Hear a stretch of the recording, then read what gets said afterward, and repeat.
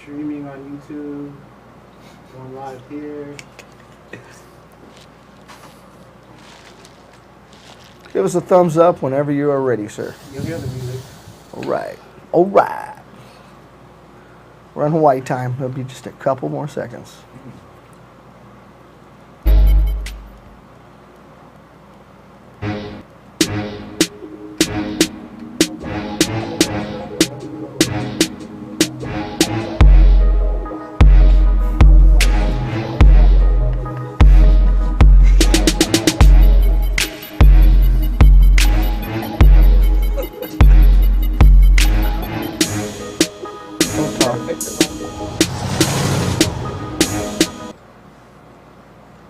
Luckily, he's not on mic, but real quick for the people listening to us, you're here, you're at Full Contact Fun-Addicts, got a full house today. It's awesome. Remember, we were a little light last time, so it was just Miguel and myself, but we had a great show. I mean, we talked about everything. It was all MMA all day. But sitting directamente to my left, my man Dondo right here, back live and refreshed straight from Cancun. So he's ready to go. And got Erin with us today. She's going to sit in the producer spot, which is always awesome because she's just a wealth of knowledge. And of course, Robert back there running the controls. Got Miguel. He's off mic today, but we'll bring him in every once in a while. But sitting directamente to my right, been talking about it, been posting it, the man himself, Chad George. Chad, how are you, my friend? Good, man. How are you guys? You know, I got to tell you, man, it's good to have you on because, I mean, it seems like we talked a lot more off air, getting some knowledge and stuff like that before we went on the air. As always. But it's good. That's why we have people like you on so that we can get that. You know, that's what we try to do here at this show. We try to get the pull the curtain back, so to speak, so that people kind of know what's going on. So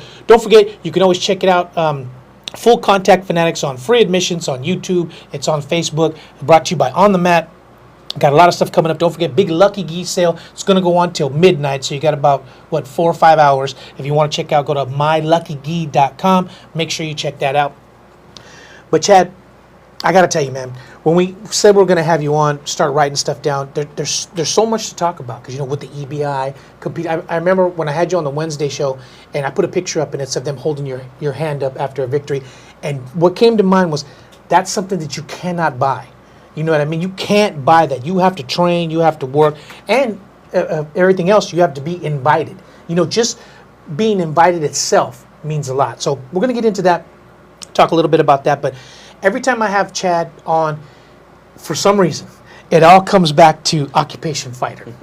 So real quick for the people that are listening to us at Full Contact Fanatics, we're going to turn back a little bit because you've come, I don't want to say full circle, but you've come a long way, you know, since then, because I actually saw that.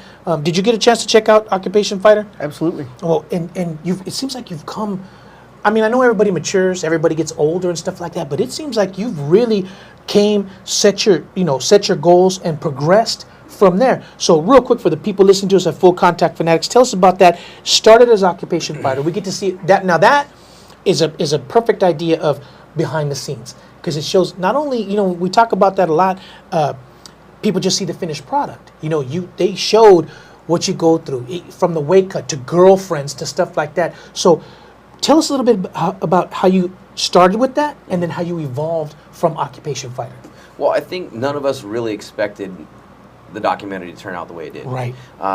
When it was made, the director and producer of the film, Andre Enzenberg, was just really intrigued of what goes on behind the sport. So he wanted to make a film really so he could understand. Right. And so I told him, I said, listen, if you're going to do it, I will give you 100% of my attention, and I think it would be really cool to show a real true story. And totally uncensored. Absolutely. And if I was going to do it, I'm going to be all in.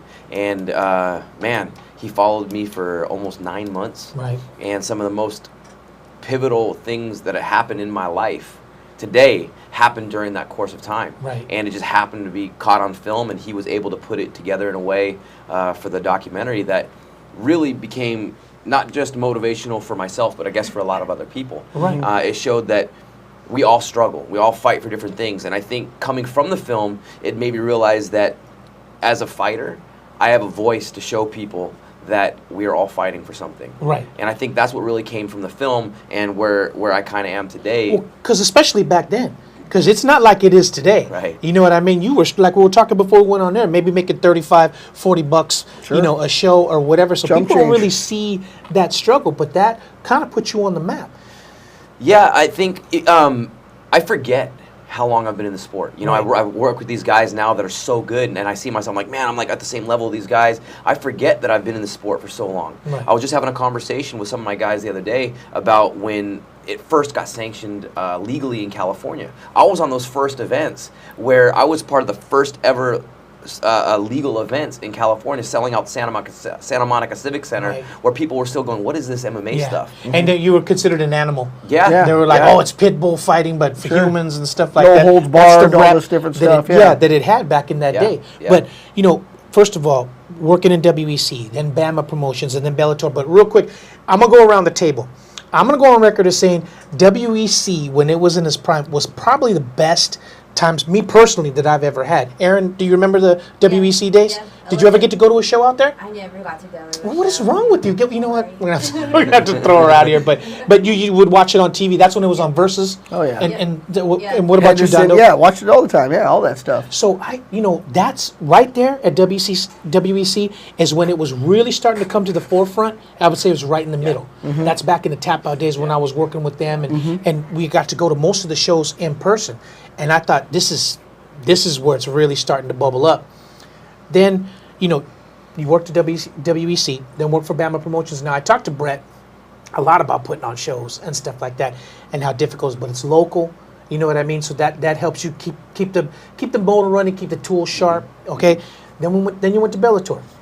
So tell us a little bit about that, because we've talked about that before. Great fight. You rendered the dude unconscious and let him go because you don't want to kill the guy or whatever. And then for the people listening to us on Full Contact Fanatics, tell us what happened from there, because personally, not just because he's here, should have been brought back. It makes no sense. Yeah. So in the fight, I made a judgment call in the moment. I secured a Von Flue choke, shoulder choke. It's pretty hard to recognize if you're not familiar with it, and also you got to make sure the angles of it. And I just made a judgment call. And I pulled my head out of the position where I was at to make sure he was out. I felt his breathing change. Right. And he knew. I knew he was unconscious. The referee couldn't see it from his angle, and so I know that my job is to go in there and win. And if I can get out of there without causing myself or my opponent any more harm than what's necessary, we both have families to go home to, then I feel like that's the great thing to do. Yeah, and you see, that's what I'm saying. We already have MMA already has the reputation that you're animals, and you just want to kill the other guy. But there is, code of conduct, for lack of a better term. And because you can feel somebody just go limp, and you don't want to keep that hold on, right? I think the level of fighter also, speaking to what Chad had actually felt, kind of expresses that he knew. Right. You know what I mean? And that control is very, very important. So after that, do you talk to, it was Bjorn Rebney back then or whatever, or do you talk to the matchmaker and say, hey man, I had a win, let's keep moving? Well, what it was is it turns out that I don't think they were signing bantamweights at the time. And so even when that happened, they've kind of stayed true to it, because if you look at the roster of who's fighting, they're focusing more on the 45s, the 55s, and it's tough because back when the WEC was big, I mean, the bantamweights were big. I mean, you watched this roster, and it was a who's who. Yeah. And I was really hoping that Bellator was going to do that after that fight. And they've been signing guys since then. So after that fight, when I won that, I decided it was time to take a little break from MMA, and that's when I stepped away. I retired from the sport, and I needed to collect my head, go back to being a martial artist, because that's what I feel like gets lost with MMA. Is that we are martial artists. It's not just about being a cockfighter who's going in there and just going out for blood. This is the new age martial arts, and I really wanted to go back to that, and I stepped away so I could really focus on jiu-jitsu and build myself as a martial artist again. So is that when you decided to open CMMA, or because there's a little bit of time between the Bellator and opening CMMA. But real quick for the people listening, you can go to California Mixed Martial Arts. It's at 1617 West Rosecrans Avenue in Gardena, California. It's Unit F, which is, we're talking about that before we went there. It was when I went, you just had that one area, but now you've opened up the second area. So if you want to check it out, you can call 310-756. Is it 6501? Can't read my own writing. 6501. Yeah. So we'll talk a little bit about that in between. So because real quick, because people think you just throw mats out, open up, and that's it. But there's a lot more to it than that. That doesn't just happen. Right. Opening a school was always a dream of mine. So throughout my career, I've been doing this for about 15 years now. It was always a dream to open a school, and I had an opportunity to do that in the city of Gardena. So it was really awesome. And just before the Bellator fight, I had the space that opened up, and we jumped in there. So I owned the school just before the Bellator fight happened, and it just happened to be perfect timing. When the fight happened and I stepped away, it gave me all the right time to focus on being a martial artist again and building the academy, giving back to the students, and it's great now. Now we've got a bunch of students that are competing, fighting. We have guys in all the from local shows to big shows, guys competing in jiu-jitsu. We have people just doing it for fitness. We have a kids program. So I mean, it's an amazing journey. Because you just had a fighter fight at last Saturday's King of the Cage. Yep. Who was it? Aaron LaForge fought at King of the Cage last weekend. Not last weekend. That was 2 days ago. Sure, a couple days ago. So he won by TKO in the second round. Yep. We had Colleen Schneider in Bellator the weekend before. We had a couple guys, Chase Gibson, Dominic Clark at CXF. So it's been really busy. And that's kind of the point I'm trying to make. Even though your fighter fought at King of the Cage, the money to me isn't where it should be yet. It's getting there. It's trying to get there, but it hasn't. But at least at King of the Cage, you get the exposure because they have the contract with Mav TV, so they're able to at least get some exposure. They get a good win. People are going to see them. They're going to notice, and they're going to start moving up. So that's great for them. So, I mean, so was that a passion of yours also, just to train people and get them out there so you can pass on some of that knowledge? Well, I've always really enjoyed watching people achieve their goals. Right. And that's been a big part of my kind of life dedication now, is that I feel it's my duty to help others find their way just like I did. And I found it through martial arts. So now that, I'm a black belt in jiu-jitsu, I've been doing the sport for so long. I've had a couple instances that have been lucky, that have gotten a lot of attention, to where I think I have a voice now that people will listen to. Absolutely. And that's the hardest thing, is because you never know who's giving you the right advice.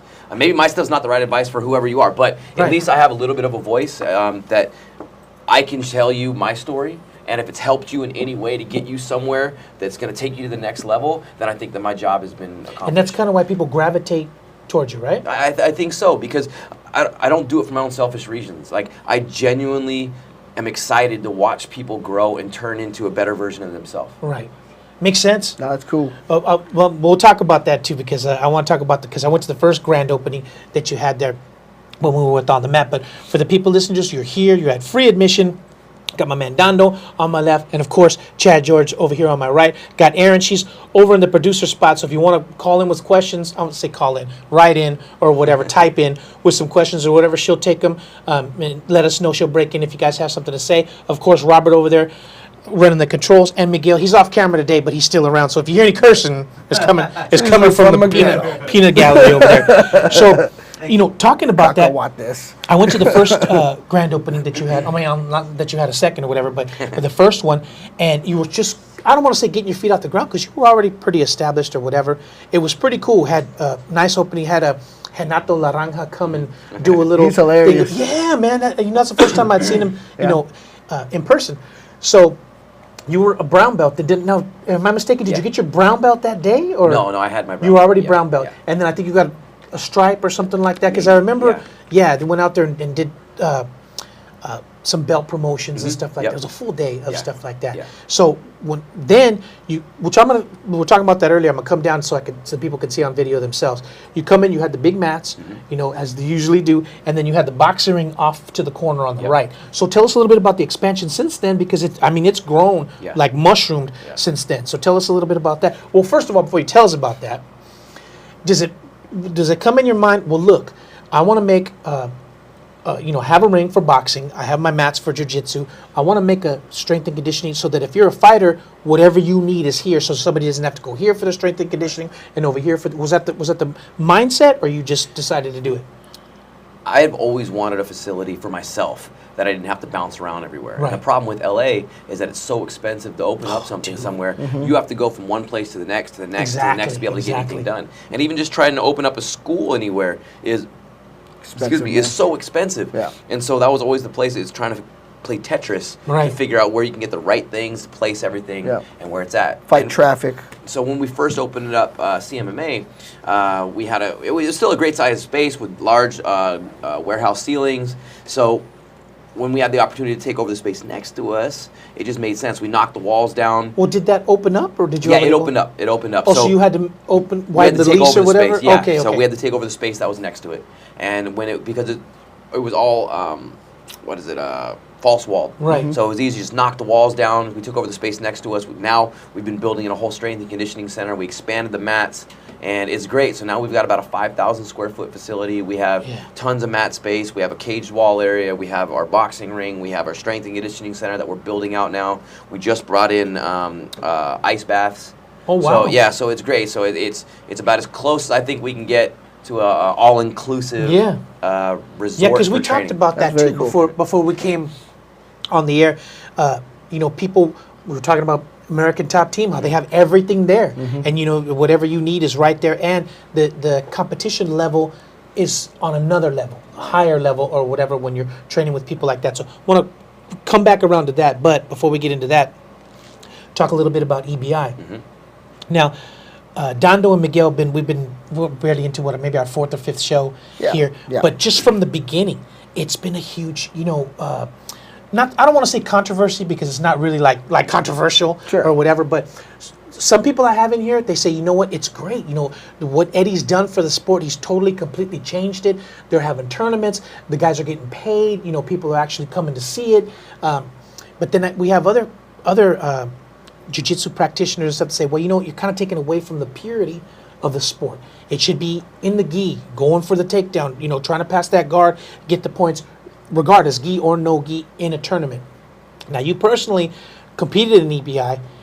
Give us your thoughts on that. Do you think it really makes a difference, or do you think it's helping or hurting the sport at all, or are you just kind of in between? Well, I compete in both. Right. You know, so I do IBJJF, I do NABJJF, I do EBI, I do NAGA, I do everything in between. I think jiu-jitsu is jiu-jitsu. Right. You know, whether you're doing it for this set of rules or you do it for this set of rules. I think that the beautiful thing about jiu-jitsu is that's the essence of it. It's figure out a way to get through this obstacle. Right. So depending on whatever the rule set it is, I think that's what makes the sport so beautiful. Right. I don't think we should be limited to, it's this or it's that. It's like, no, if this is the rule set and this is what people are gravitating towards, then how be the can you best at blame it. somebody? No, absolutely. So who gives you that call? Who calls you and says, hey, man, we'd like you to come down and compete? Well, I did my first EBI was EBI 7, I think it was, when I did it was just straight jiu-jitsu no-gi submission grappling, which was fantastic. You know, when I stepped away from the sport of MMA, I was just competing like almost every weekend in jiu-jitsu. I needed to keep that fire going because I'm a keep the tools competitor. sharp. Not even that, my mind. I'm a competitor, and I'm scared to think what's going to happen when I'm 60 and I can't compete anymore because that's just the way my mind works. To me, Cobrinha said something that really stuck with me, and that was, he doesn't compete to win, he competes to get better. And that is such a powerful statement because it's so true. On the mats is great, but the only way you can get better at this stuff is by testing it. And you have to test it against the best guys that are out there. So that was my goal. I wanted to test the best guys. And so I had a chance to do EBI 7. I got to go against Eddie Cummings, you know, the best leg lock, one of the best leg lock guys in the world. And so going against him, I got leg lock, so what? It made me understand why I have to get good at this. But just to be invited to something like that says something about you as a jiu-jitsu practitioner, because it's not, you know, they're not calling everybody and saying, well, it's this guy's turn. They're, you know, they want to see the best jiu-jitsu fights out there. So they gave you a call. Aaron, what about yourself? You like EBI, or you think it's too much? I loved it. Can you speak into that mic right there? I loved it. I loved Brooke Mayo. Now, have you? We were just talking about that too. Have you been to one in person or just seen them on? No, I've never been to one in person. I mostly watch it online. So, but I loved it. I loved I loved it. She was using strikes. Exactly, but it seems like, you know, now the women, not only are they making their mark in MMA, now they're starting to come into the jiu-jitsu, because that was a pretty good match Brooke Mayo had. But it was when they started allowing the palm strikes and stuff like that. Now, for you personally, did that make a big difference? Well, that was really cool when I got invited to the first. Can you palm strike him real quick so we can get a? Hey, let's do it. Yeah, volunteer you. If you're gonna give me that same bonus for absolutely, I'll do it. Yeah, absolutely. Because they say like Boss Rutan, he can knock you out with a palm Well, here's strike. the thing. Going into the first combat jiu-jitsu that we did at EBI, everybody, all the interviews and all this stuff was coming. Oh, how does it feel to get into a slap fight? And I kept telling everybody, listen, I've been doing MMA for a long time. I am not going into this thing as a slap fight. I'm going to use my palm like the Boss Rutan Pancration days, and I am going to try to knock out my opponents. And people were like, oh, yeah, I'm sure. I went into that fight and I was trying to knock those guys out because, man, this hurts. Oh, yeah. And if you throw it striking, and I think ground and pound is one of my best aspects of my game. Right. And so I was excited. I'm like, man, you're gonna let me palm strike these jiu-jitsu guys? Like, let's go. But it turns out they're all MMA guys anyway. So. Yeah. So they're used to it. So that made a big difference. Yeah. You know that's awesome because when we talk about it a lot, it's the progression. You know, okay, well we did this. This is something different. Sure. But now we're going to add this. It changes the way you roll. When you Exactly. add strikes, it changes the way. Some people don't practice that. Right. Some people don't put on the 4-ounce gloves and go for it. Well, we You have know to what I remember, mean? jiu-jitsu was originally designed as a self-defense system, and then it's kind of evolved into this. I hate to say it, there's parts of it that become quite silly. You know, you're never going to defend yourself at a bar by sitting on your butt and be like, come on, No ass I'm hard. dragging. You know, But- it's not but going to scooting happen. across the and bar. if you did, maybe like I won't fight you anyways. Like, Yeah. this guy's a Yeah, little forget off. this guy or whatever. You But know? but okay, so they you know implemented the palm strikes. You did really well. Like we said, but like I said before, just to be invited to EBI, and when I saw the picture with your hand raised, I'm like, man, that's something you cannot buy. I'm way past my prime, and I thought, man, just to be invited and to have a victory, is huge. But not for something like Chad. He's thinking way down the line. I'm going to win this bad boy Oh, yeah. and take the whole thing. So. For the question I had for you before, who makes that call? Does Eddie call you himself? That was a call by Eddie and Casey Halstead. Okay. They gave me the ring. They were like, listen, you Yeah, know, because Casey, I think, was the matchmaker for a while, but he said now there's so many people Yeah. that want to compete. His job is Yeah. much easier now because that so many people want to compete in there. I think given the fact that I had been competing so much in jiu-jitsu coming from MMA, I was going to bring a large following from the MMA side to Right. it and the jiu-jitsu side together. I think they just figured I was a great fit for the first ever one that was going to be on UFC Fight Pass. And it turned out it was a great success. And I feel like my I can actually say it, my fight with J.M. Holland was kind of like Stephen Bonner and Forrest Griffin on the first Ultimate Fighter, where we just kind of beat the hell out of each other for 10 minutes until it was over. Yeah. And It's a war. is that the fight where you came in a little bit injured, or Yeah, that we were talking so- about earlier? yeah, Tell us yeah. about that. We were talking about that earlier. Yeah, It's yeah. ridiculous. Good story. So, 6 days before EBI, I was doing my last hard training session, and my rib popped out. I've never had a rib injury before, and my rib popped out in the training session, and I didn't know what I was going to do. I was Those like, are man, heavy. this is it was horrible. Just even when you breathe, how you feel that. Cough. But there was just a part of me, I'm like, you know what, I can't let this opportunity pass me by, and I can't do this to Eddie, pulling out this close to it. Everything's already set, Right. so I didn't want to have to be the guy that pulled out last minute. so I've actually never pulled out of a fight in my life. Well, have you ever went into a fight where you're actually 100%? No. Nobody didn't. Actually, I take it back. My Bellator fight, I was 100%. Okay. Yeah.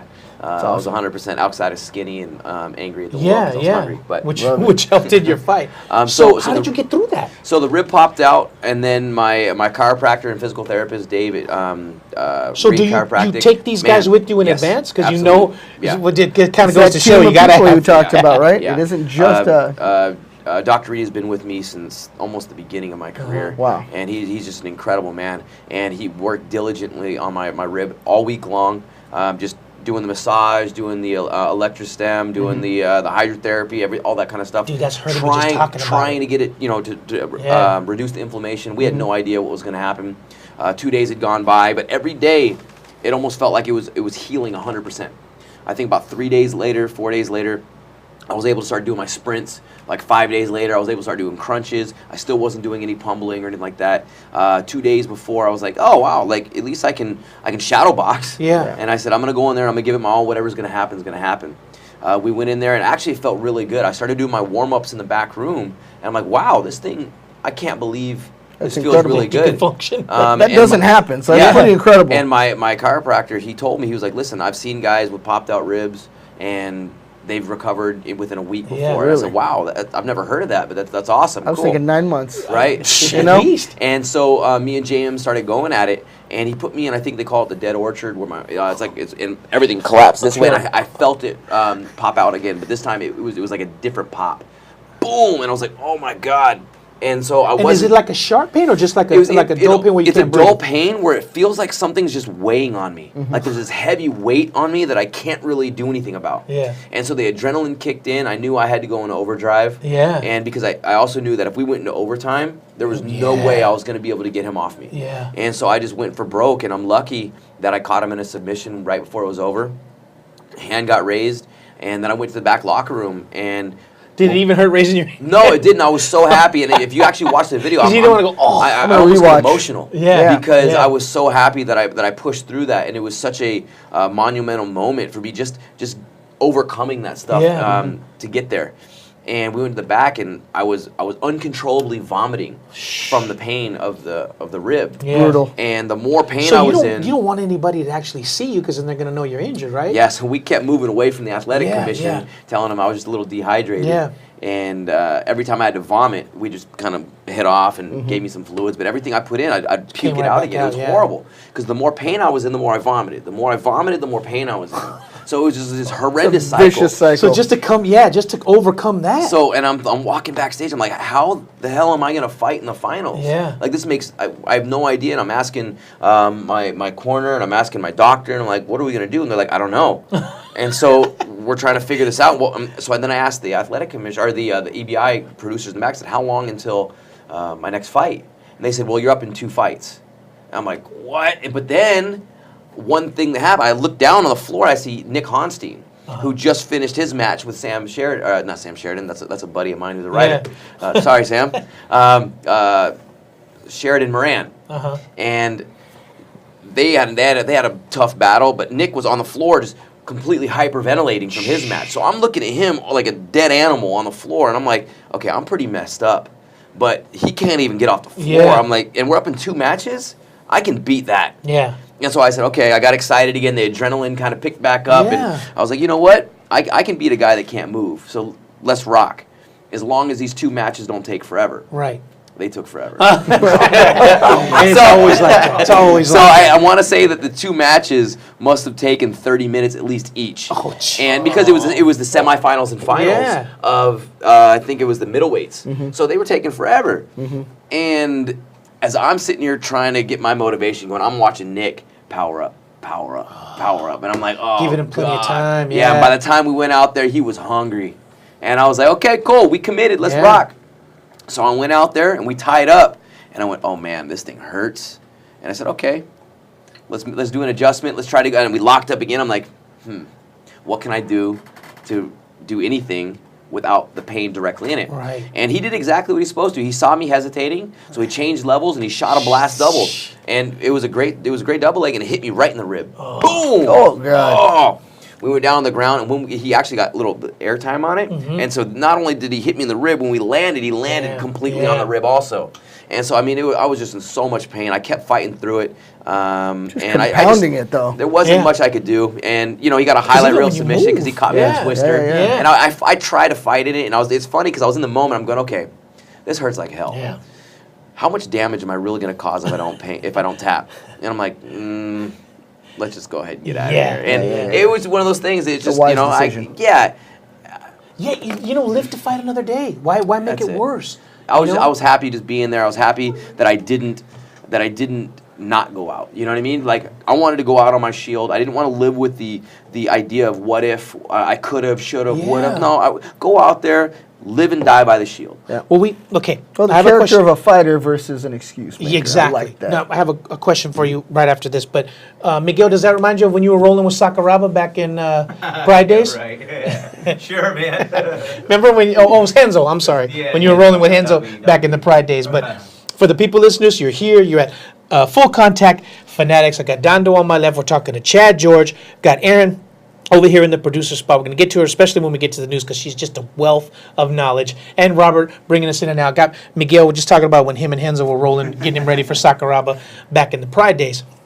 Here's a question I have for you. I posed this question a few times on my other show, because when you say that, I get caught in that or whatever, and your mindset starts to go, well, I think I'm gonna be able to, and you don't want to risk permanent injury. My mindset is live to fight another day. You're in EBI, dude. You're in the finals. I mean, it's not like you didn't do anything. I see some of these fights today, I'll give you which was a good example that I always go back to is when Joanna Jędrzejczyk fought. What's her name? The girl that she beat up really bad and. Oh, was that? Oh, she was in Tough. She came from Tough. Yeah. God darn it, her name escapes me right now. She comes from.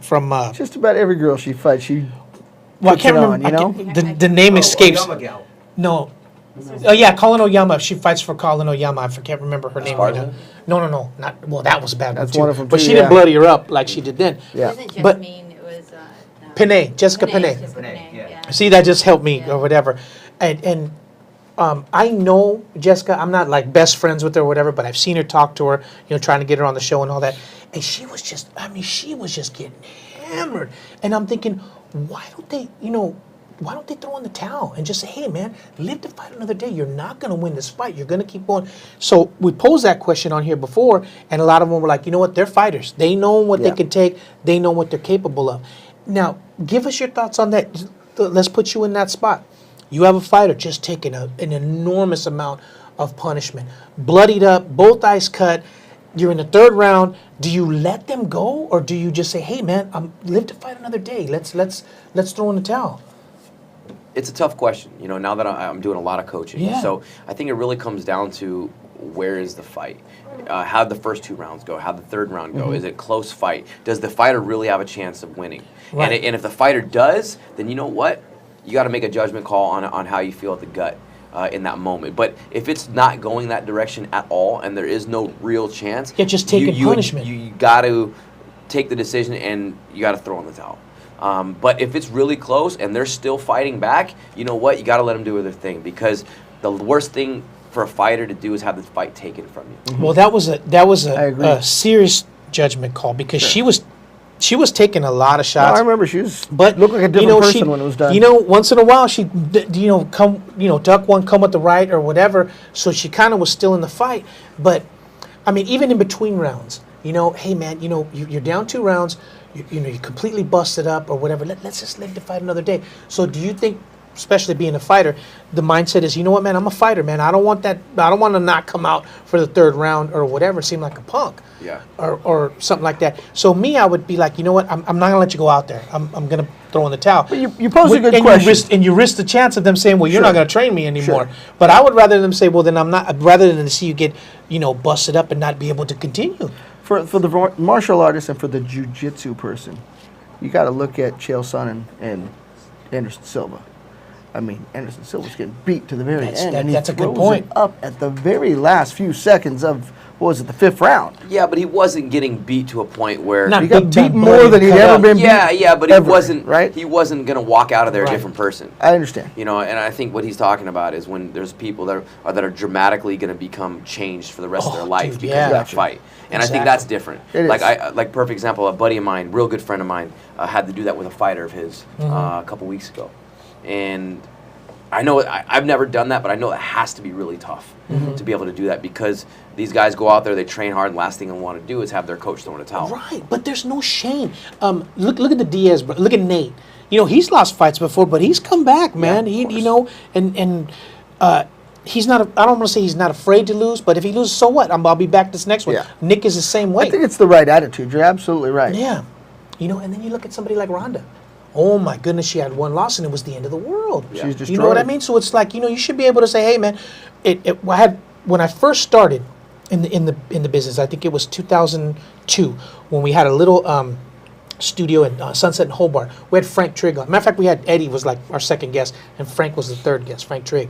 And I talked about how the big rumor was Hickson's never been beat. 300-0, whatever. And I'm like, I was still kind of fresh in the business. I'm like, is there any truth to that rumor? And he said, look, if you compete in a legitimate, fight, you're gonna lose. There's no perfect fighter. There's nobody who's ever not gonna win. If you compete and you're gonna lose. There's no perfect fighter. So I thought, when I see Ronda, Yeah. I didn't have any less respect for her after she lost that first No. fight. You know what I mean? But I mean, it would seem like it was the end of the world for her. Do you think that's her specific mindset, or you think her what's her trainer's name? Yeah, that guy. Those guys should have said, "Hey, look, man. You know, everybody's gonna lose. You got Yeah. to let's pull it together. You're still a good fighter." Well, I think it really comes down to this: when you're training, you're becoming, you're training to become the best in the world. What happens is you start developing what I call is like the truth. You develop a truth about yourself. Right. And the problem is when that truth is proven to be something else, you have to learn how to turn that into another truth. Right. Because that is disabling. When you've done something your entire life that says I am the greatest ever, right?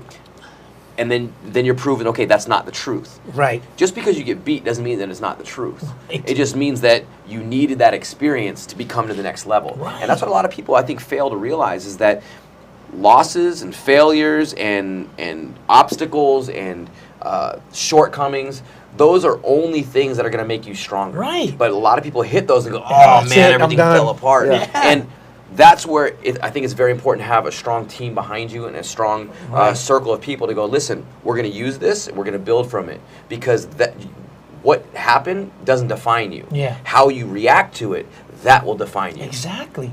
I mean, if you can come back from adversity, that says a lot about you Sure. as your character or whatever. But Yep. anyways, running up against the clock here, because Chad, busy man.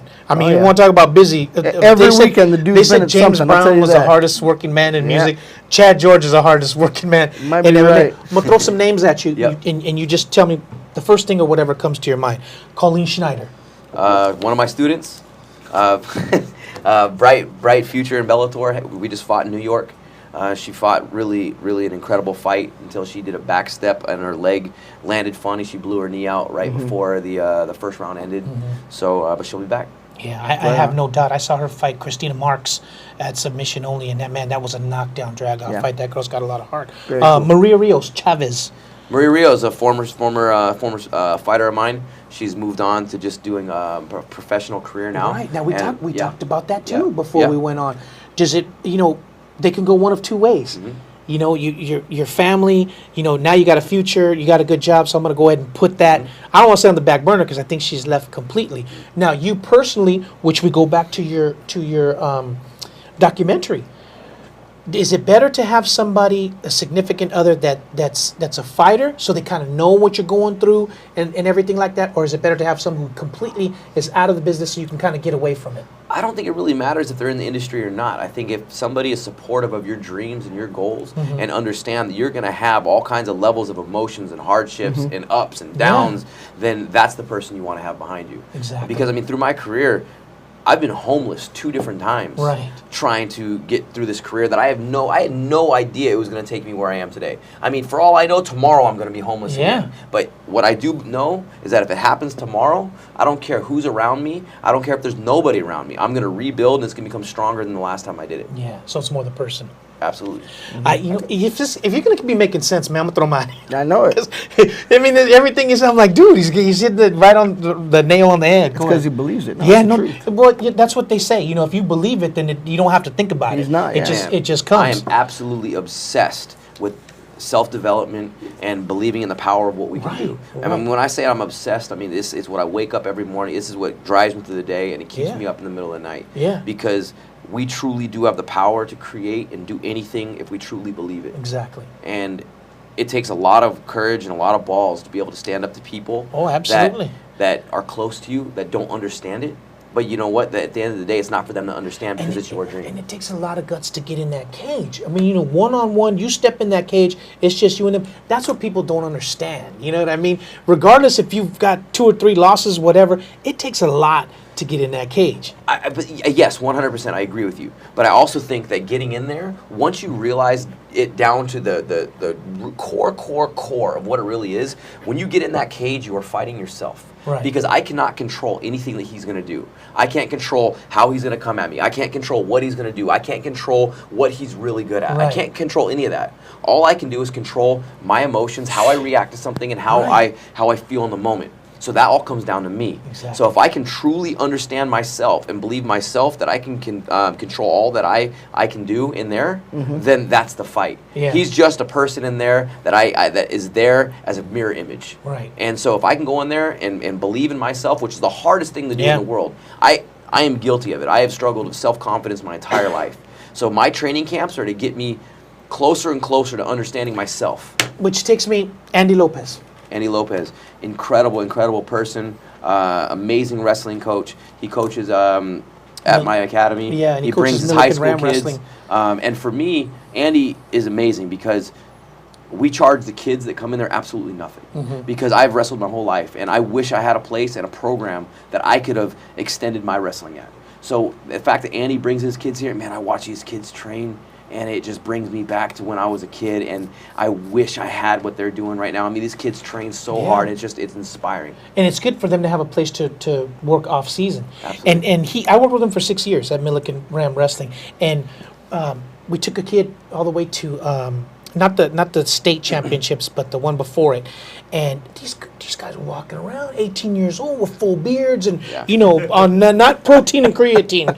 There was some other stuff going on, and the kid was totally intimidated. And I remember Andy, I was right there with him. I said, "Well, dude," and he goes, "Look, if you know what you're doing, and what you just keep a clear head and see what I taught you. It's not going to matter how big he is or whatever. You just that never left me." So that's why I think it's good that he's over there, and stuff like that. So if you want to go check it out, it's at CMMA. It's 1617 West Rosecrans Avenue in Gardena, California. You can call 310-756-6501. Last one before we get you out of here. Josh Barnett. Josh Barnett is a good friend of mine. We've been friends for, probably over a decade now. And he's just he's a great person to have around.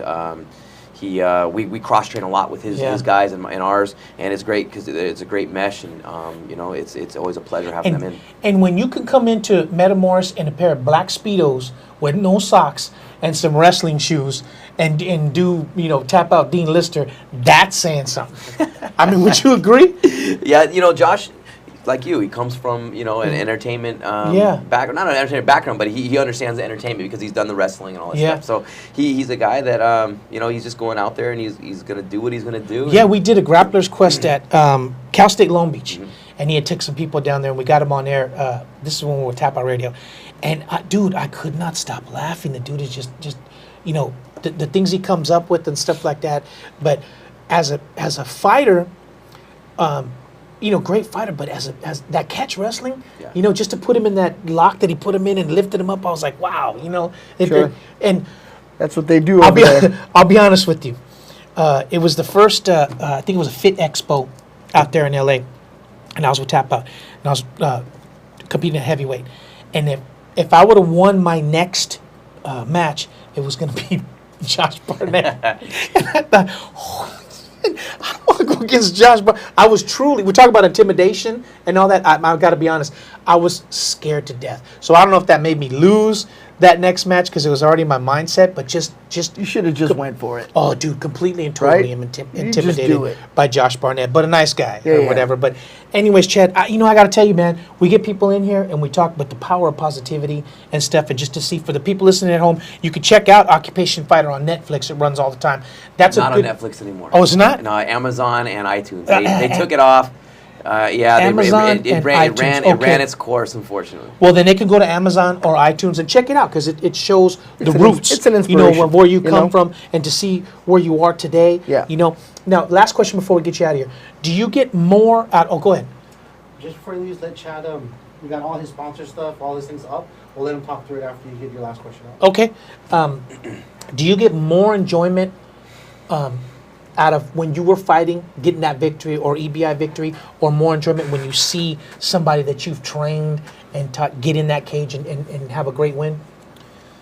100%, I get a more enjoyment out of watching my guys. Yeah. It's very fulfilling. Like I said, for when I compete now, for me, it's for my own discovery of what I'm doing. Yeah. When I watch them compete and I watch them win, I get excited and I get the fulfillment out of like watching them train and feel the same emotions of going on their journey. So that's what I do it now. I'm very passionate about coaching, and I love watching my guys compete. Yeah, I used to like when I was coaching wrestling, I'd get the guy that was just struggling so much, man, and I would just get, man, look, let's do this, let's work on this. And I had one kid, a chubby kid, hair all long and everything, and I kept working with him. And when they had the blue gold match, he went up against, he was a sophomore, and he went up against a senior, and he pinned him, and I thought I was gonna cry.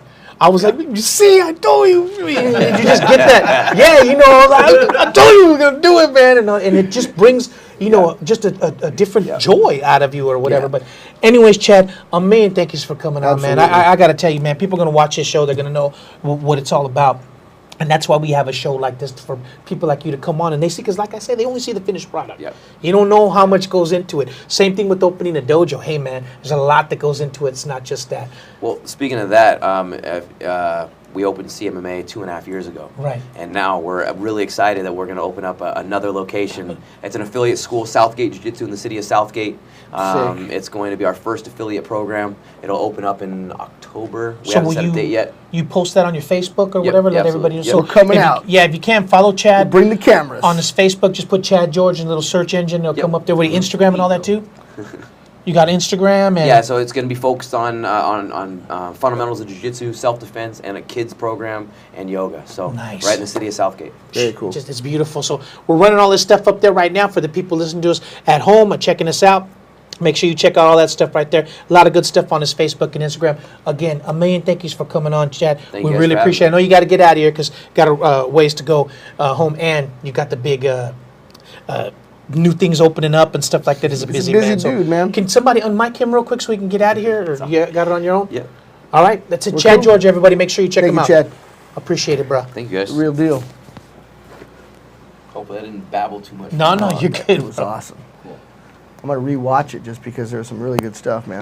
Cool. I mean that. There needs to be a part 2, man. Yeah, we're gonna come You out know, to Southgate. we can, yeah, we Let can us easily, know. we can Stay in touch easily, with Fabi because I yeah, want to come out. definitely, and we're For gonna that get opening, you the know? new one too. So Well, I want to go out to the one in Gardena. as Chad gets his buns out of here because he's got to go, we'll go over some news. That's why we have our one and only Erin Moro here, because she's just a wealth of knowledge, as we say.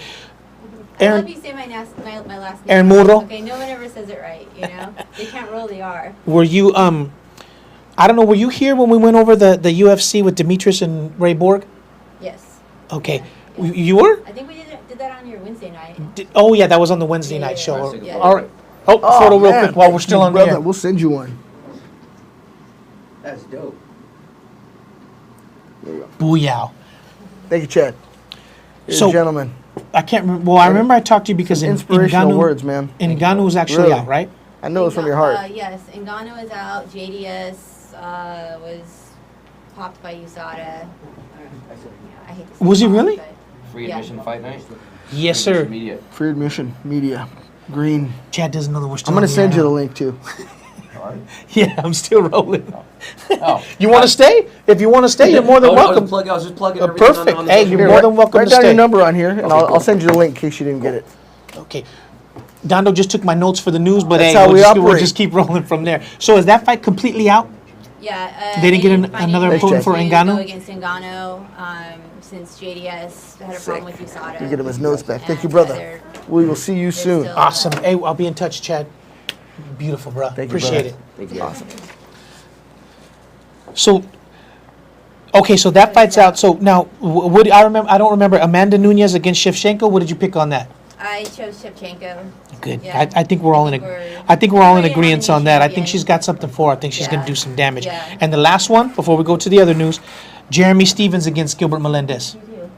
Oh man, that Gilbert. would be such a good fight, and I'm so Thanks, happy Chad. to. Gilbert so all happy day to long. See, Melendez coming at 145, and I gotta say I'm going for Melendez. You can't count Jeremy Stevens No, out. not I'm at going with all. Melendez too, but It's a good fight, but I'm throwing the cards I'm going at by decision. Melendez. Okay, I'm saying Melendez by decision, but Jeremy Stevens, it's gonna be a brawl. Yeah. It's gonna be a brawl. now the question I have I'll pose around the horn here. Will it be worth the $60 for the pay-per-view? I'm going to say yes. I'm going to say that's a pretty stacked card. I'm a little disappointed because Amanda Nunez should have stepped up the first time, but it just made this card even bigger. So I'm going to say yes, Dondo. I think you're right. Yeah, absolutely. And I mean, that's a big fight. Personally, the hardcore MMA fans, if they're not going out to watch it, they're gonna buy it. Yeah. I think so. You know, is the casual crowd probably not. What about the Danny Case crowd?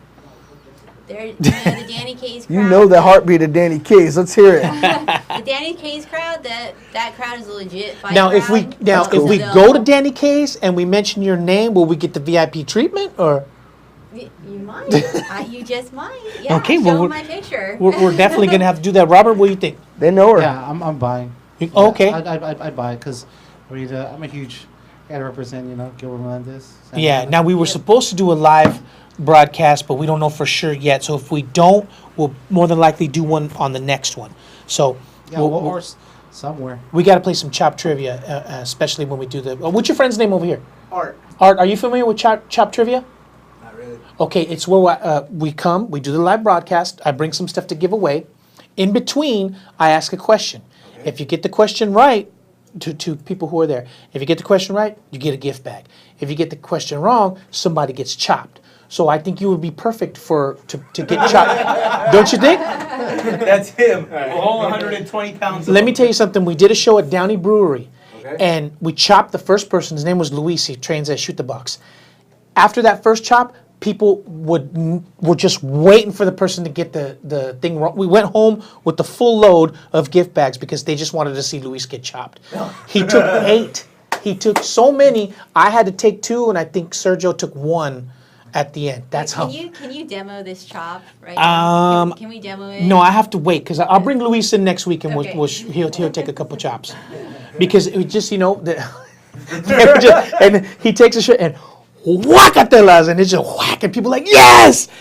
Joe Rogan would be doing the interview, and the people in there were already going, chop, chop, chop. They just wanted to see the chop. So we want to bring that, to wherever. Danny K's, Tilted Killed, Downey Brewery, I think the Marriott that's by the Long Beach Airport, they're down. So, hey, we're gonna bring Chop Trivia over there. Go ahead, Robert. The Junction. I just want to see I it. thought you were stepping up to get chopped, man. No, thank you. Aaron, what about yourself? Would you like to take a couple? I'll take some chops. You talk- I'm not taking down. them. I'll give the chops. I'm down. What do you- I'll take some chops. Take one for the team. All right. Well, I do anyway, what I got to do. I'm that- not taking it, but I'll give it. that remains to be seen. So we'll keep everybody up to date on that. Now, like I say, I pay so much in cable. I have to watch everything. So Friday I watched LFA. Good fights. People that I'm not too familiar with, but. Sure. I'm familiar with Albert Rosales. I believe it's from King of the Cage. I don't remember if he fought out there. He's one of the coaches out there. So he brought Shannon Sin on 2 weeks' notice. She fought Katie Collins. Now, Aaron, did you get a chance to see that fight? Yeah, I didn't get to watch the whole thing, but I watched some of it. Well, and Katie it was Collins legit. came out like a fireball. Yeah. She came out punching, and but Shannon was calm, cool, collected. Boom, she got her to the ground, did some ground and pound, stayed very cool. Was it a unanimous decision? I think it was. Huh? I think it was by unanimous. Yeah, 3-round Yeah. unanimous decision. Now that they interviewed her afterwards, and she said, well, I'm training in Denver or Colorado. I don't know if it was Denver, but Colorado, and she's been training with Shevchenkos and those people like that. She said, so I was ready. So boom, I came out here. That was a testament to what we talk about a lot on this show. If you're a fighter in this day and age, you need to stay within your weight. I don't know let's say you fight at 155. What's a good walking around weight? 165. I don't want to lose more than 10 pounds. I'm not myself, right? Miguel, would you agree on that? Probably 20 for If fighters. you're a 155-pound fighter, what should you walk around at? Because if you're getting called on 2 weeks' notice, you got to drop them pounds. If it was me personally, just my opinion, at least 5, maybe no more than 10. Yeah, I was but- gonna say 8 to 10. If you could Yeah. stay You wanna be somewhere, yourself. lay off the tacos de carnitas or whatever, and stay within that Yeah, 8 to exactly. 10 pound. Yeah. It would and Why do you got to hurt my feelings? Take away my tacos. And Shannon Sin was a perfect example of that. She came in, she was ready. I don't know if her wake up was that hard or whatever, but she came in and she got that 3-round decision for LFA, which I don't want to say it's a feeder system for the UFC, but they're looking at you, so she's going to get some looks or whatever. So that's a tribute. I don't know if it's a tribute to her coach alone, Albert Rosales, or whatever, but it was smart to keep him training, keep him within that way, because you never know who's going to call Grab the you. mic, grab the mic. Especially if you're one of the guys. Again, we always use Henry as an example. Right. How he's down. He'll take any fight that he gets. Right. You pick up the phone at midnight. Hey, can you fight in 2 days? Let's do it. Right. If you're one of those kind of guys, I would say, like you were saying, 8 to 10 pounds at most. Right. You know how some guys. Well, are especially in the always like- women's division Oh, now yeah. too. I mean, Yeah. a lot of them get called, with some short Yeah. notice. But I mean, how there's guys who are like, oh, I only want to fight, 3 times a year or whatever. Yeah. Well, Getting back to Henry, though, I mean, I don't know if he's ever been better than he is now. I mean, if you saw the conditioning that he went through for this last fight, and then it was a war. Well, it's like what we talked with Chad. More than prepared. Henry was on his game, Yeah, and it was still a war. When you get So to a the certain level, you want to Jesus. be there. You got to be ready to roll. Unbelievable, because I already know what he is. And then he took it up and Right. kept taking it up, and he still fought a war. Exactly. And the guy's on all the time, ready to go. He Exactly. lives So it. so to Shannon Sin and your coach Albert Rosales, good job. I mean, we talk about that a lot on this show. Especially the way MMA is now, that was a smart move. You stayed within your weight, kept training. They called you on 2 weeks' notice, came out, got the decision. Props to you guys for that. Right. Hopefully, maybe we can get, once we get the call-in stuff going, we can get Shannon to call in, or Albert or whatever, so we can, like we say, get the back behind. So she can tell us, well, I was training. I was There's always a backstory. I was 8 pounds out. It wasn't Yeah. that hard of a cut. So we'll definitely look forward to that. That's great, man. I'm telling you, Yeah. when fighters, if you're close, man, you want to be there. Because I'll use King of the Cage as an example. They've called people with less than 2 weeks' notice, and they've gotten title shots. Well, like Chad was saying, your rib pops out. You got a few days to go. Chad's a Pop man. that sucker back in and keep going. He's got the fighting character, and he went for it. But some guys back the hell out. Exactly. Someone's going to get called in because they got a show to put on. Exactly. So So did you guys see Sin Arceo fight this weekend? Tell us about it. Cynthia Arceo, she fought King of the Cage. this Cynthia weekend. Singh. I did see said- that. I Oh, did yeah, see that. yeah. Yeah, we did. Yeah. We were there. Oh man. El Paso girl, right? She is great. Now she got called up for Contender Series. Right. And but apparently she must have had. Oh, we got Did crickets. you bring some crickets with you? I was going to say, are they bored? But she's got that rep. Do you know if you put her on the card, she's going to come and bring a show? She got called for Contender Series, for Dana White's Contender Series, but apparently she wanted to hold true to her obligations, so she Which is declined, Contender Series, and she's been training with Claudia Gadella, and you could just see the difference in her from her fight in March Yeah. to now. Man, that girl, I'm telling you right now, she will be. Oh, she's in going to do UFC. damage. She's already. People already knew about her. Now she's not going to fly under the radar No. anymore. That's for sure. She outclassed her opponent, and she put on a clinic. She really did. for She just sure. schooled her. She It was really unbelievable. needs a much more competitive component next time. Yeah, yeah. Yeah, that's why No- we no needed. offense to her component. That's No, why we no, needed absolutely not. Chad for another hour, because we talked about that too. Yeah. Moving to American Top Team to get better. Okay, she's training with Claudia Gadella and stuff like that. That's Yeah. just going to improve your Yep. fighting. Yep. Anyways, I'm gonna take this around the horn again too, because this is one of the top stories. They want to do the trilogy with Nate Diaz and Conor McGregor, but Nate Diaz says, "I will not fight for less than 20 million." I think. I mean, dude, I would love to see that fight. That would be awesome, but come on, They're not dude. gonna pay that. 20 million, that's way too much, dude. 20 What do million you think? pesos. What do you think? You think it'll happen? Or? No, I don't think anybody. The UFC is not going to pay 20 million, and that would be a UFC match. Yeah. They're both contracted, so I'm gonna it's, chime in right away. I'm Go ahead. sorry. You give him 20 million, you got to give everybody's gonna want. Once they say Your hand in super that fight, cookie jar. gotta have 20 million. Not just that, but then all the undercard fight. Well, I'm not gonna fight for less than $1 million. Get the fuck out Yeah, of here. yeah. Not only that, but he's not going to get the 20 million. Okay. So do you think he's just trying to set a bar or whatever? Of course he is.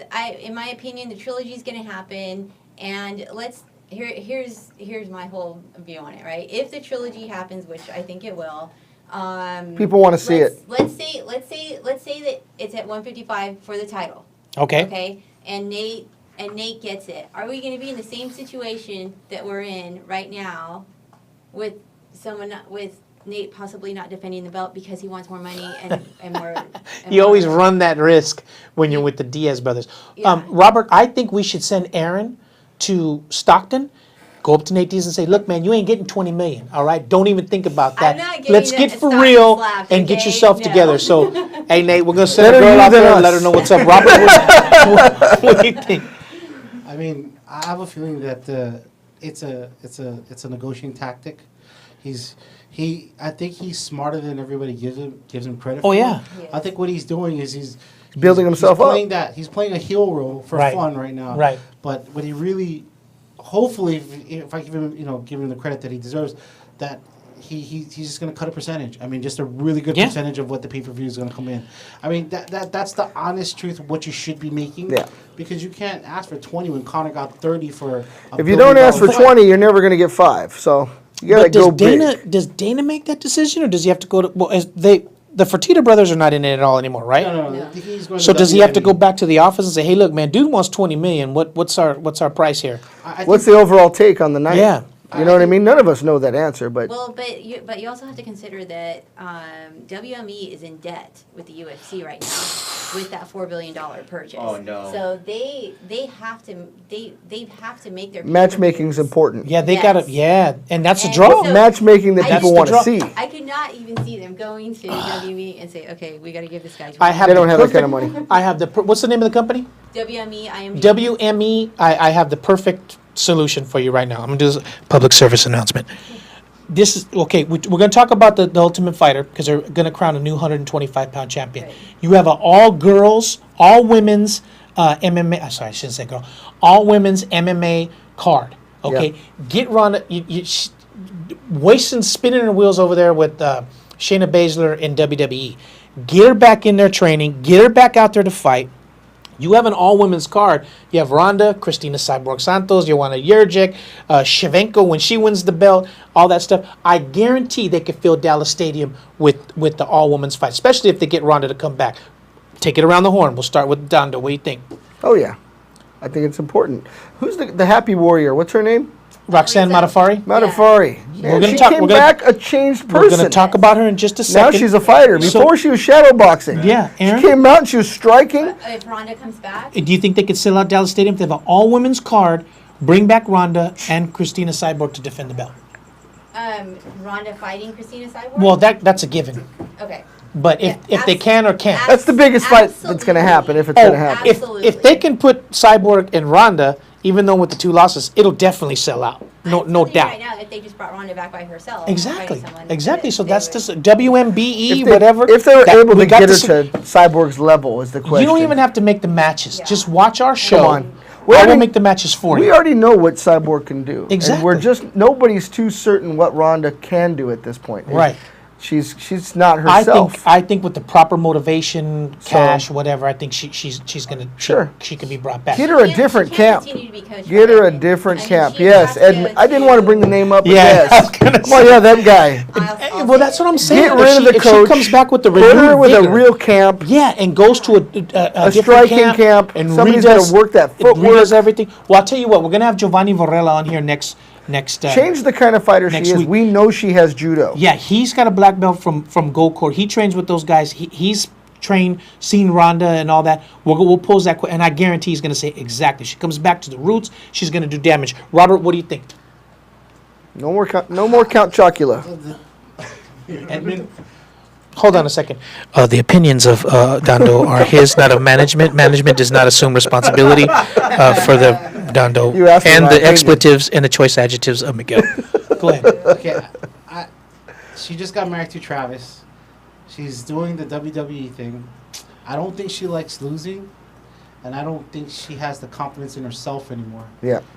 Well, what That's do you the think it's going to problem. take to give her back that confidence or whatever? I don't 20 know. million? I don't know. It's no. Is Ronda it- Rousey's is not it about money? anymore. I don't think money motivates her as much as her legacy. And Well, yeah. Well, then that Well, legacy. she can restamp that legacy if she comes back and does damage. Or did she already accomplish what she could accomplish and it's done?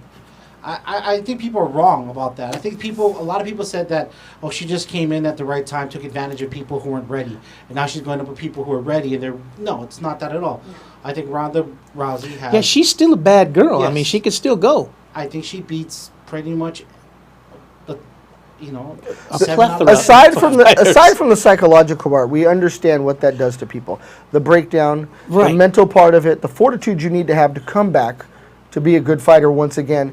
She actually suffered some physical damage as well that may have even affected the mental even further than what we know. She wasn't able to eat for 6 months. Well, she, Okay, there's a lot of different things that go along with that. Maybe if you can't talk, you can't eat, you can't use your mouth, you're not thinking right. yeah. The whole world's looking down at what just happened. So she had the weight of the world on her shoulders. We don't know exactly what it takes to But come back Robert, from the that. question is, do you think that'll sell out Dallas Stadium? Yes. Ronda Rousey, yes. Absolutely. Ronda Rousey, It'll sell out the So- LA Coliseum. So WMB, whatever, right? Watch this show. We'll pull you out of it. We'll pull you out of that. Don't worry about it. Royal Miguel, Rumble. Royal Rumble, dude.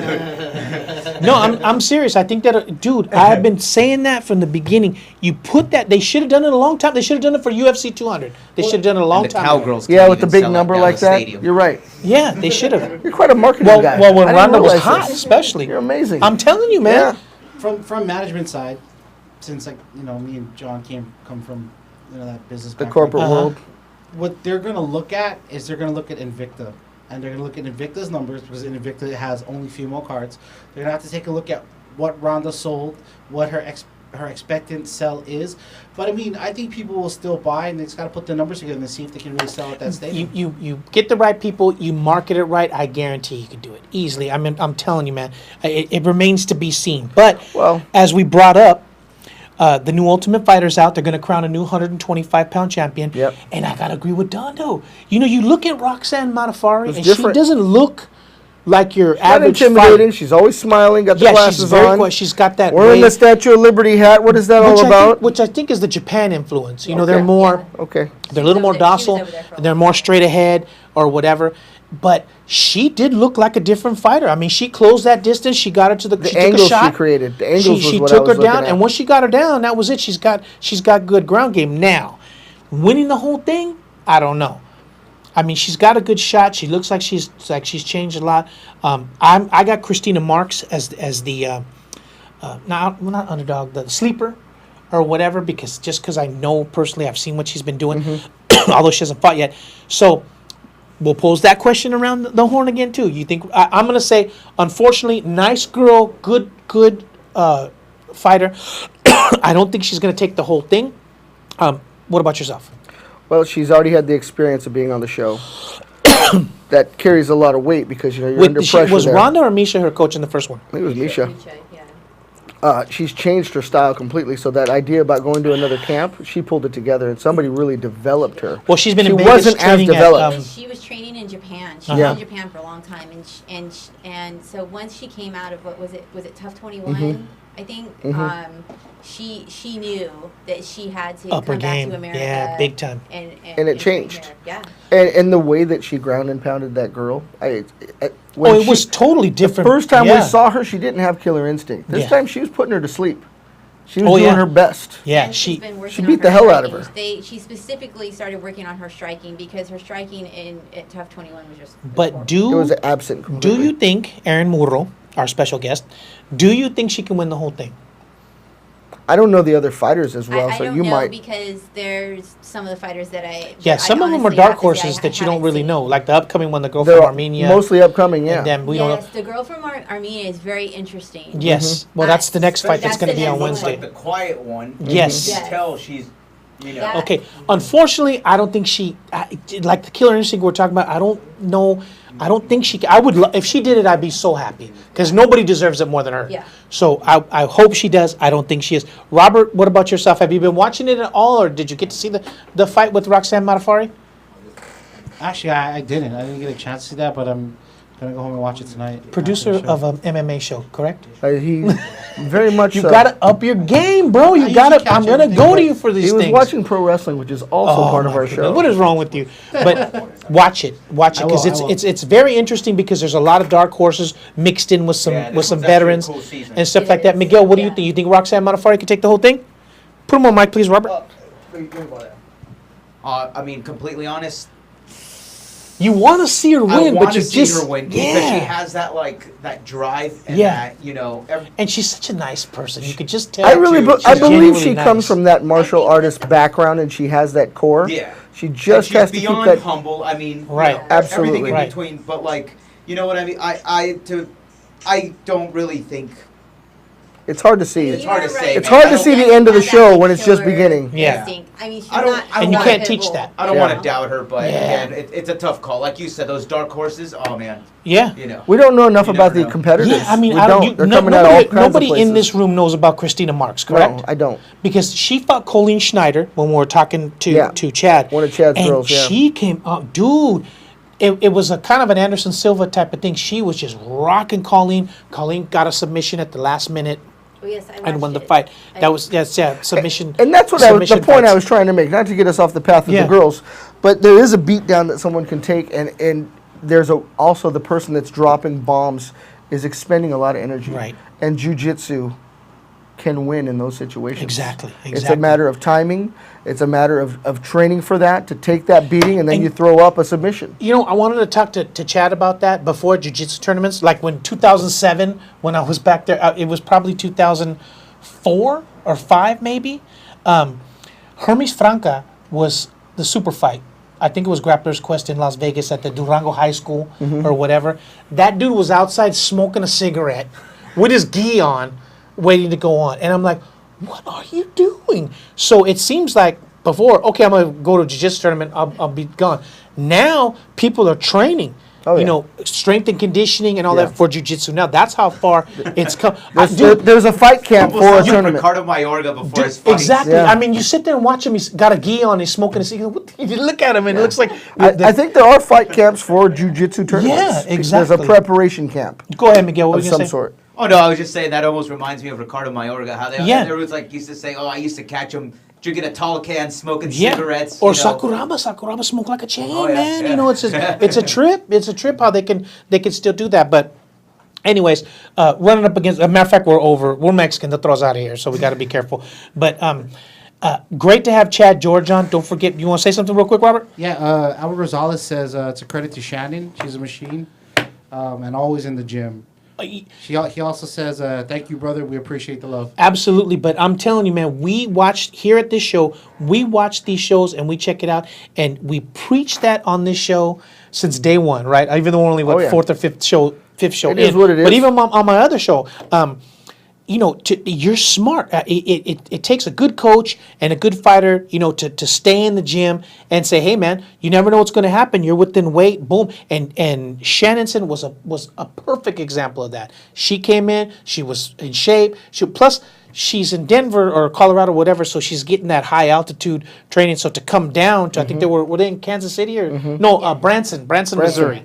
To come down, you know, helped her out a lot too. Lot of I thought it was oxygen. I thought it was great. I thought, man, that is exactly what I'm talking about. So props to you guys, man, for doing stuff like that. Preparation meets opportunity. You make your own Exactly, luck. 'cause you don't never wait know. for something to happen. There's people who fight and there's people who are fighters.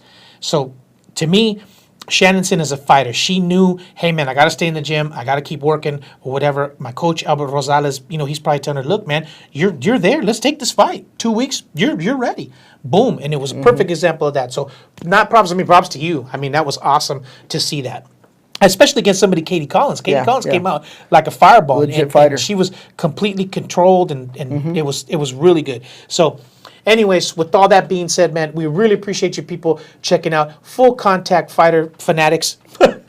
Remember Full Contact Fighter Fanatics. I back like in it. the day? We're gonna have a new Full name for you. Contact Fanatics. I like it. Make sure you check us out every Monday. We usually run from 8 to 9. It's 9:15 now. Hopefully they're not going to they'll drop the lights and throw us out of here. But props to you, Dondo. We're Thank you, glad that brother. you came back. Thank you, We're brother. waiting for the pictures for the people that You are got it. watching us. Next week, we'll put the pictures of Dondo in the black Speedo. That's right. Make sure you guys can check that out. It's got a see-through Aaron Speedo. Moro, it's always a pleasure to have you on here. It's always good to have somebody who stays in the loop so we could throw some stuff back and Amazing forth. stuff, you know. Now, are you going to be at Danny K's to watch the pay-per-view? Yes, I am. Okay, so Yeah. for the people listeners, Aaron Muro will be there at the Danny K's if you want to go check her out over there. Drinks on the house, just mention Aaron. She has a Fabi black Chulo. American Express card. She'll just put that out. Everything's on her. I've never seen a I'm black being one. the sponsor, okay? No, I get sponsored. So, anyways, hey, you're always welcome. Anytime you want to come Yes. down and help us out. Miguel, thanks for coming and hanging out, man. It's always good to have Miguel. It's kind of good to have him on-off mic because Yeah. when he gets to cursing, you can just kind of kill it or whatever. You know what I'm saying? So, you know, you Take got the him mic over away. here. You got to go, hey, take it easy Yeah. or whatever. Thank you. And Young your man friend- Art. What's your friend's Young name? man Art. Art. Art. Little Art. Yes. Little Art who came to come check Little out Art. the show. Keep an eye on us because that next pay-per-view, I'm like 99% sure we're going to be able to give him a couple chops. You're getting He's chopped. kind of heavy right now. What, getting 110, 115 right now, so we'll get him down to about... Buck 12. 10. We'll get him down to about Buck 100. 12. Down to 2. That way, when you chop him, you can actually see the blood rise up into the chest area. So love look it. forward to that. And of course, Robert. Hey man, if it wasn't for him, we wouldn't be here. He's bringing us right. in and out, keeping everything going. Next week, Giovanni Varela is going to come Giovanni. down. His son Marvin is I believe he's a black belt Yeah. under him or whatever. They've been training with Gokor for years. You know, can you go to YouTube real quick, Robert? Can you go to YouTube and pull up Gokor? And there's a little what was it? Bushido videos. Remember when they were around? Yeah, they're still around, they I put up think. a thing on Gokor. I'm gonna take us out with this video because this video was a this is what got me. We had Gokor on. See that yellow one? That one. We'll leave you with this. Everybody, Giovanni Varela next week. Make sure you check him out right here at Full Contact Fun-Addicts. Make sure you check us out. We're going to definitely be here with everybody. We'll have them in studio. We're going to talk a little Ronda. We're going to talk a little Gokor. And we'll even talk a little bit of Judo Jean LaBelle. So we'll like see it. everybody next Monday here on Full Contact Fun-Addicts. Check this video out as we get out of here. Good night. The ending's the best part. There isn't anybody any better in the world No sound, Robert? than Gokar Chavichin. Or There's they a get lot sound, of we good don't. champion competitors. But as a teacher, Gokar's in a class by himself. There you go.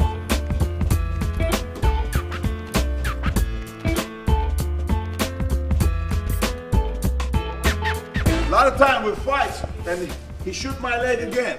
He shoot here. Now I try to do this or it doesn't work. Watch. I just hold the leg and rotate down, and now punch him there. A rotation here.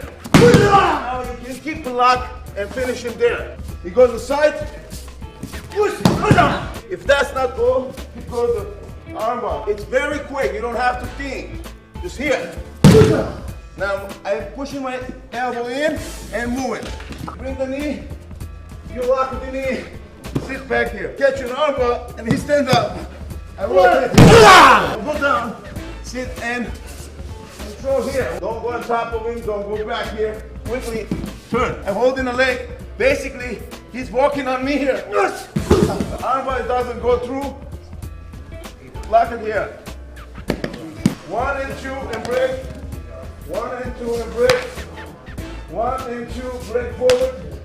Choke him out here. Then choke him out there. You can just basically kill him everywhere.